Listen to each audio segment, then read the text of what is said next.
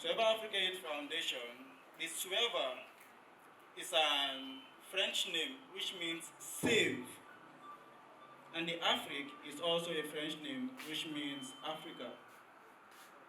So the organization itself means Save African Youth. So on this, our mission is to make sure that the youth becomes better people, better individuals that will benefit our society. We are sensitizing youth on drug abuse and other related causes. But as time goes, we already have our teachers here, our lecturers here, so that we elaborate on those topics so that we will get to know them more. Cultism, by way of definition, is a ritual practice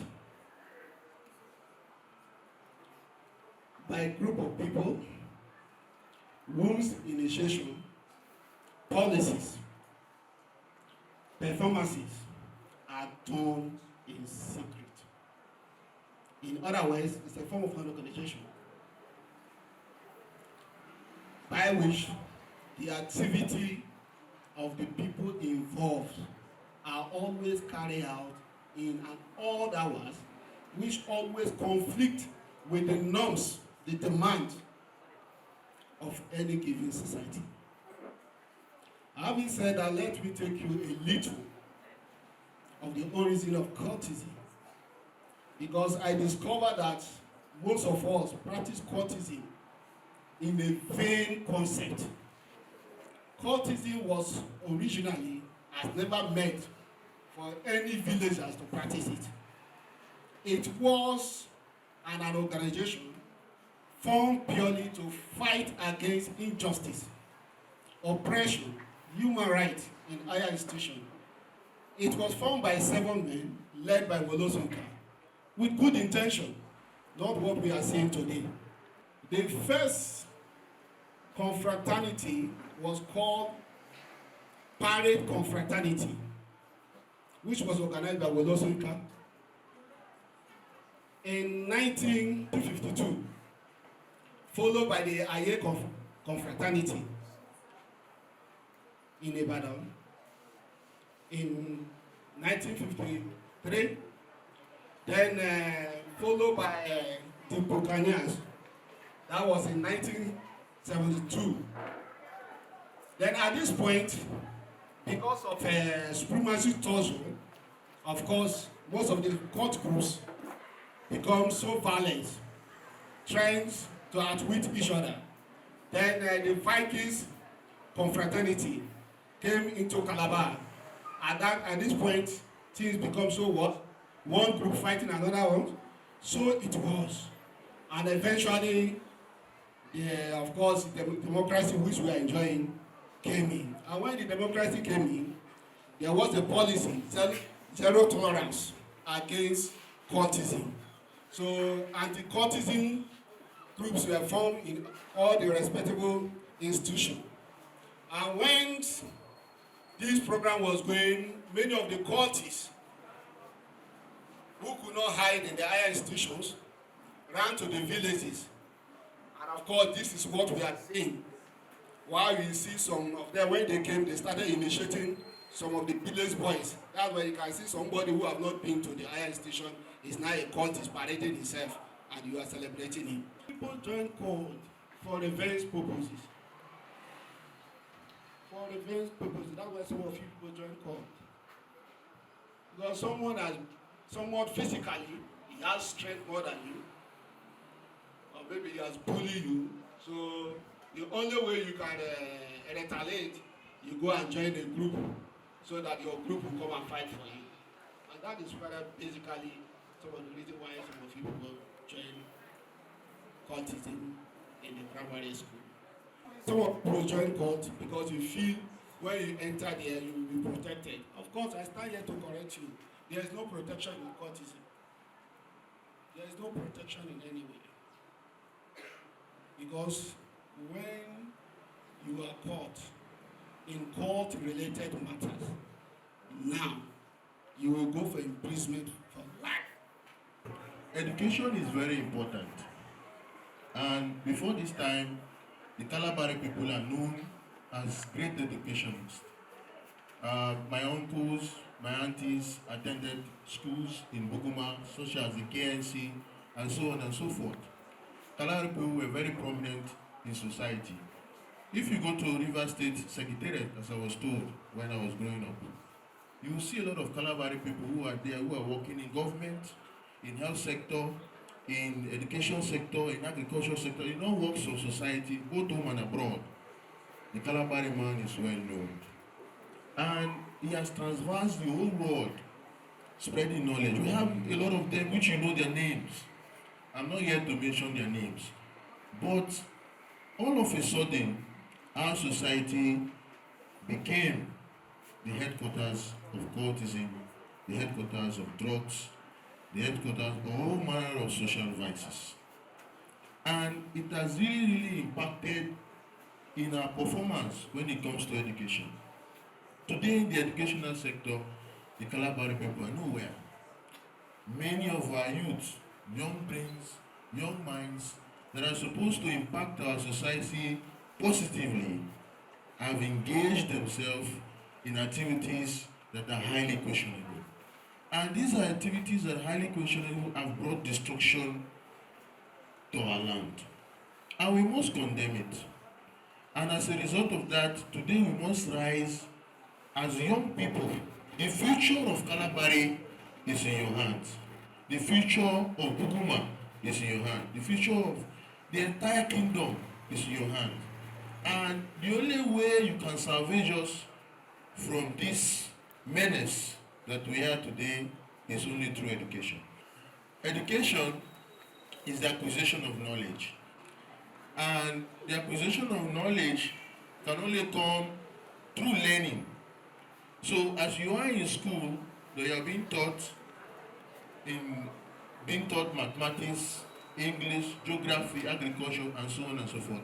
These are forms of education. There are also moral education, which we learn from home, which we also learn from church.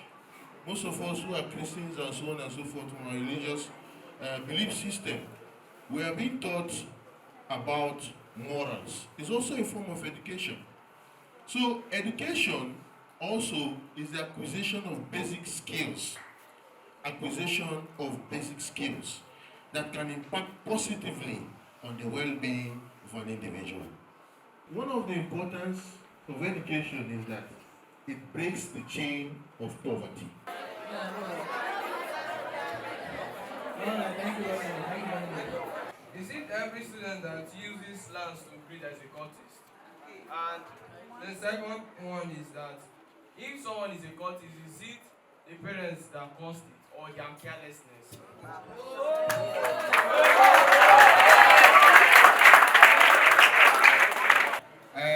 The parents contribute partially, not completely, but the parents contribute partially. Now, as a student, it is your decision, like I've said, as a result of education, to know the right and the wrong. It is your decision, though the parents, due to laxity, might not be able to regulate or checkmate their children at home. That one is an error from the parents, and that one can be a contributing factor towards the children engaging in court activities. Secondly, it is you, the individual. It is you, the individual, that have the decision to make. If you want to be a cultist as an occupation, it's your decision. But if you want to be useful, to become an engineer that can change the world today, it's also a decision to make. Thank you. Slangs is something that is not part of, I would say, our society. Why I'm saying so is that these things, if you check the actual meaning of them, they have no meaning at all.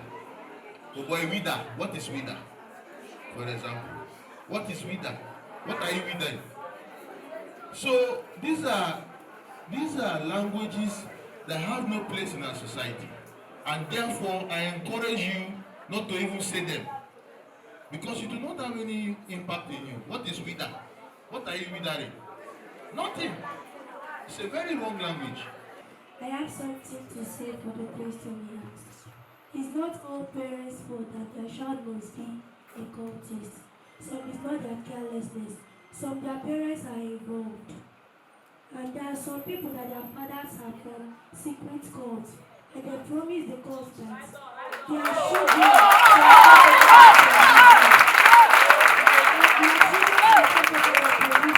immediately they lie in peace. So it's not all parents' fault and it's not the children's fault. Thank you.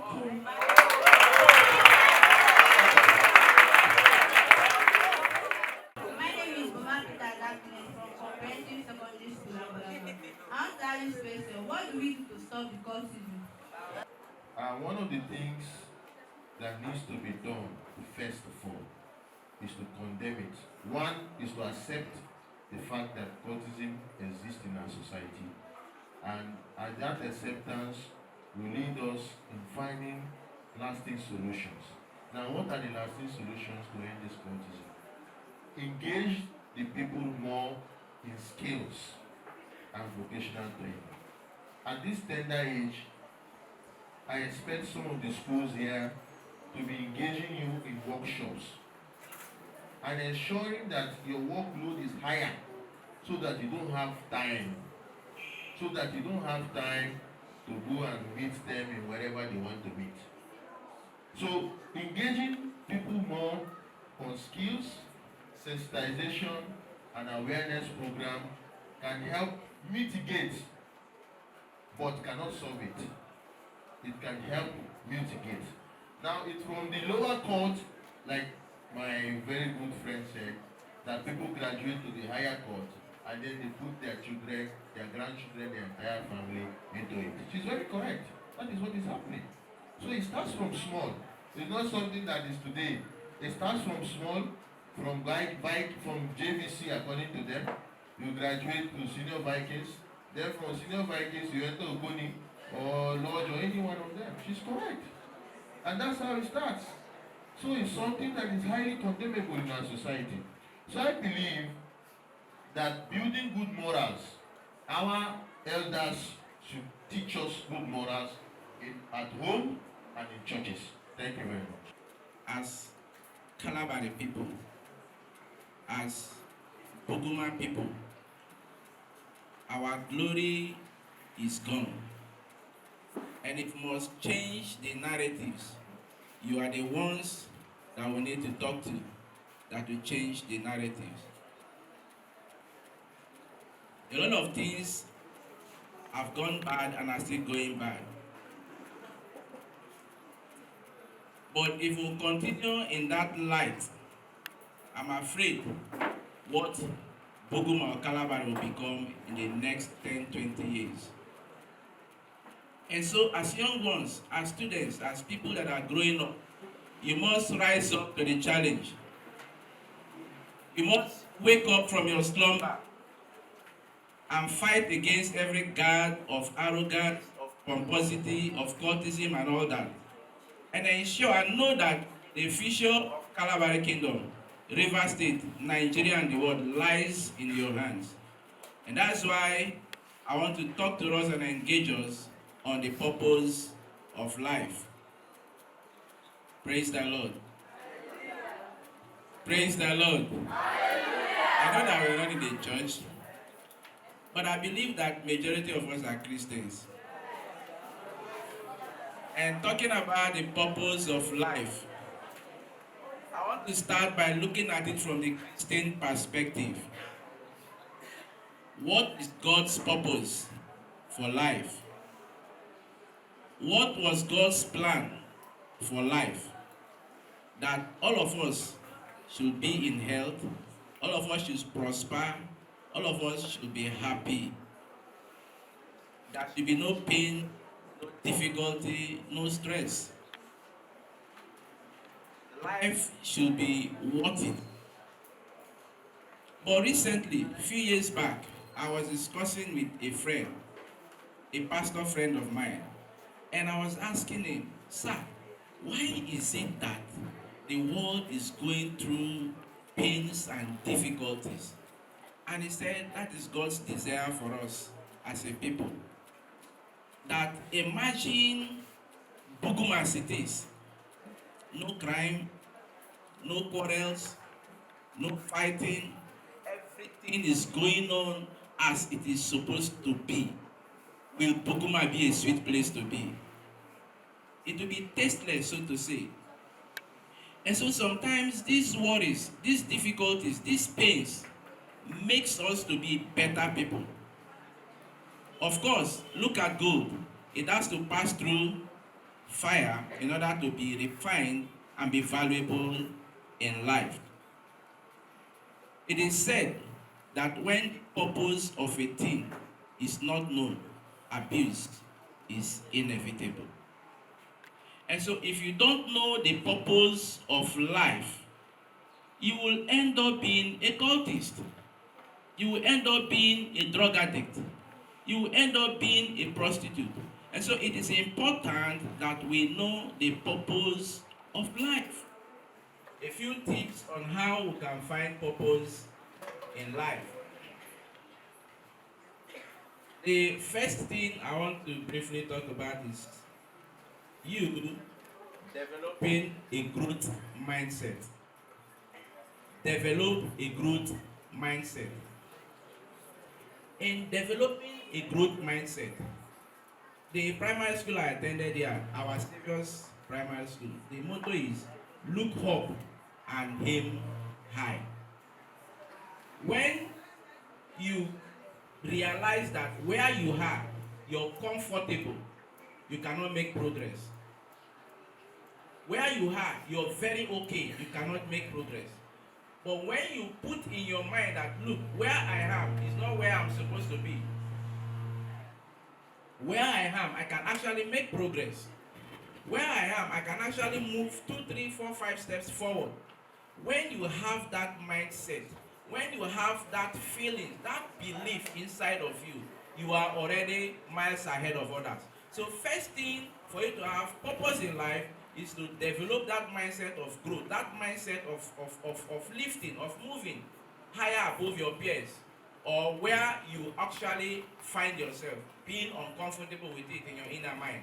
Secondly, having developed a mindset, you create a personal vision statement for yourself. Bible said, write the vision plain. Write the vision and make it plain, so that he who will run with it will run with it. You cannot make progress when you have not been able to write down what you actually want to achieve in life. Oftentimes, people have desired to be professors in life, but have failed along the line because they were not able to make that vision plain, so that they can run with it in course of life's endeavors. And so, having developed that mindset, make sure that what you actually want to be, in driving your positive purpose in life, you make it plain as much as it is practicable. And then thirdly, learn to give back. Learn to give back. How do you give back? It does not mean that you must be a millionaire to give back. The organizers of this program are giving back to society. That's what they are doing. As a child, you can also, in your own little way, give back to society. In the previous years, unfortunately, values are no more here.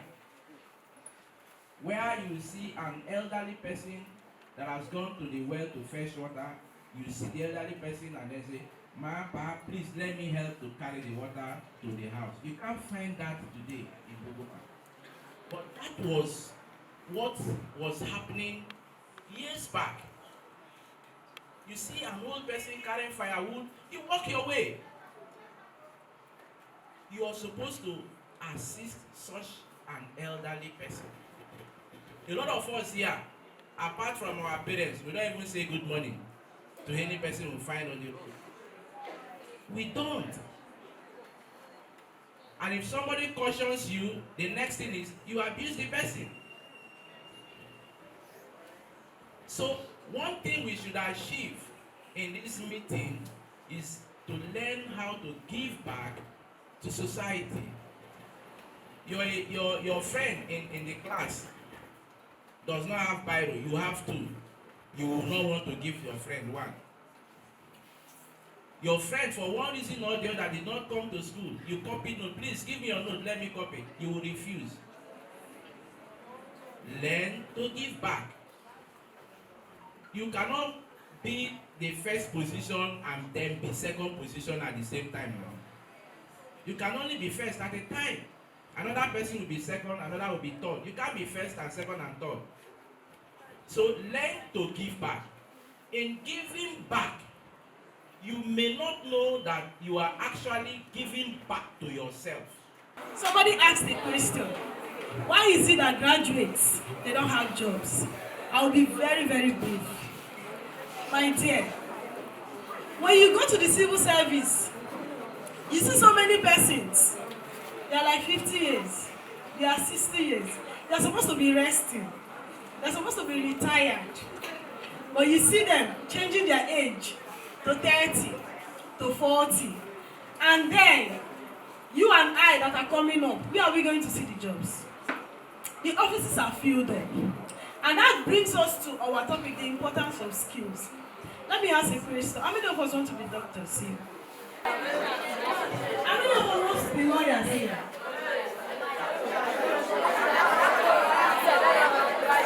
Nurses, let me see nurses. Let me see nurses. Let me see the bankers here.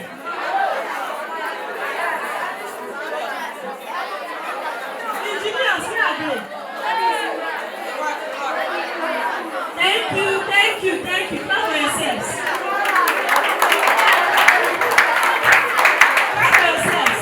There is a 50% probability that all these things you've mentioned, along the line, listen to me, along the line, you might aspire to be something else. Right now, this is your dream. But you don't know where life is taking you. We don't even know where Nigeria. You don't even know where Nigeria is leading us. That is why we, SUAVER Foundation, we are begging you. As you're reading your books, as you're learning and acquiring skills to become lawyers, to become good engineers, to become good, somebody said footballers. That's a skill, it's good. Learn another skill that will not just be a backup plan for you, but it will also build your confidence. I want to know what you love doing. What is that one thing that you know how to do? Even when they wake you up from a very, very deep sleep and they ask you about it, you know, no, we are all gisting, I'm gisting with you. You know that you can do it very, very well. What is it? To play ball.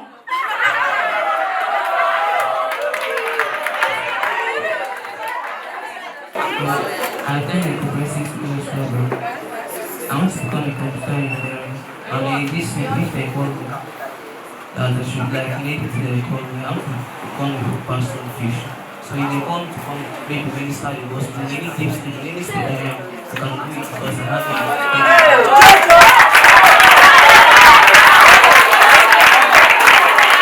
My name is Simon Bessie. Please listen.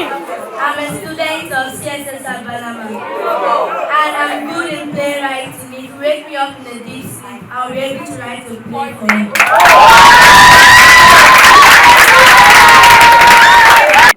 That skill that you have, that sewing, you love fashion, you love sewing, you love playing football, you love baking. Don't leave it. Build it. You love computer, you like operating your phone. Your phone is not only for watching movies. You can learn programming from your phone. The world has advanced so much that YouTube that you're using to watch cartoons or to watch Davido's new single, you can actually use that YouTube and search, for those of you that love football, skills on how to improve my talent on football. You can search how to bake. You can search how to write good poems. And then you will see people that have gone through this thing teaching you without even you going to pay money. Are you getting me? So please, we are urging you. Drug-free people. Healthy people. Healthy people. Drug-free people. Very good. Our topic here today is drug abuse prevention and consequences. My name is Esther Kodie Jumbo. I am coming from community secondary school. Drug is any natural or synthetic substance that is when taken into the body can change the body whether for good or bad. Thank you. My name is Emmanuel from Kalabari National College. Drug abuse can be defined as using drugs without the advice of a doctor or a pharmacist. Thank you. We have two types of drugs. We have the licit drug, we have the illicit drugs. So, the licit drugs are prescription drugs. You cannot be arrested with it. The doctor must prescribe it before you can take it. But the illicit is prohibited by law. If you are being found with it in your pockets, possession, selling, cultivating, transporting, giving to friend, or whatsoever, if you are being caught, you will be arrested. And the law that is abiding it is when you are being arrested with this drug, 25 years imprisonment. Drug-free people. Healthy people. Healthy people. Drug-free people. Very